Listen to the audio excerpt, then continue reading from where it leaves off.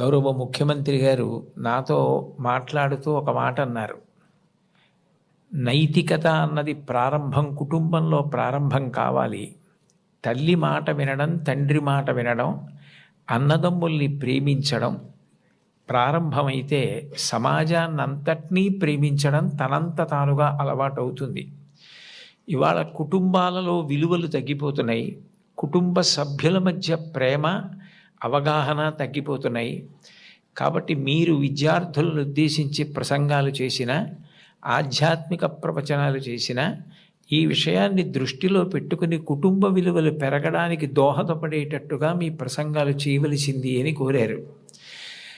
ఇది మొట్టమొదటిసారి ప్రభుత్వ పక్షాన జరుగుతున్నటువంటి విద్యార్థుల సమ్మేళనం కాబట్టి నాకు ఎవరు ఈ కర్తవ్యాన్ని అప్పచెప్పారో వారు నాకు చేసిన సూచనని నేను ఔదలదాల్చవలసి ఉంటుంది. కాబట్టి వారు చేసిన సూచనతోటే నా ప్రసంగాన్ని ప్రారంభం చెయ్యాలి అని నేను అనుకున్నాను.